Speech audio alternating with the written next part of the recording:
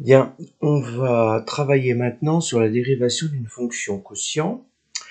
Donc c'est ce que je vous ai écrit ici, mais auparavant, donc dans cette zone-là, je voudrais vous faire un bref rappel sur ce qu'on a vu à propos d'une fonction f qui serait de la forme u fois v, donc une fonction produit. D'accord, et vous devez savoir que f' va donc s'écrire, souvenez-vous, vu plus vu, et on avait écrit vu' plus v'u. Et bien ici maintenant, f va être de la forme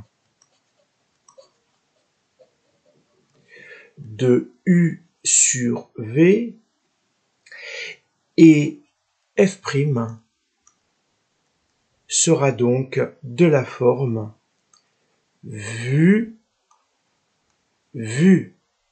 Donc on a la même chose, mais il y a une première différence. Je vais avoir un signe moins là, je vais avoir une fraction, je vais écrire v carré, et sinon mes primes vont se retrouver au même endroit.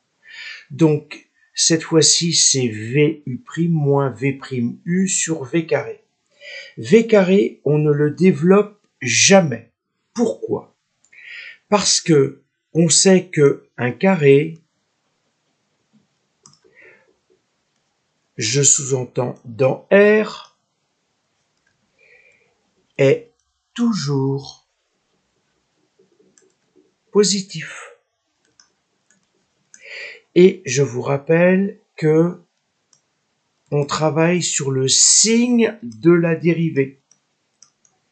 Donc finalement, quand vous êtes sur un rapport, vous voyez que je vais avoir un dénominateur toujours positif puisqu'il est élevé au carré. Et donc tout va se jouer uniquement sur le numérateur. Et je vous rappelle que si la dérivée est positive, la fonction est croissante. Si la dérivée est négative, la fonction est décroissante. Et si la dérivée est nulle, eh bien la fonction admet un extrémum local, soit un minimum si elle est décroissante puis croissante, soit un maximum local si elle est croissante puis décroissante. Alors,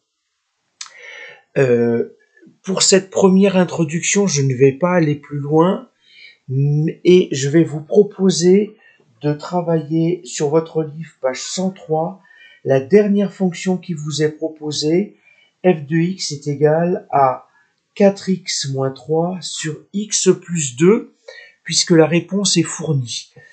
Donc à tout de suite pour la suite.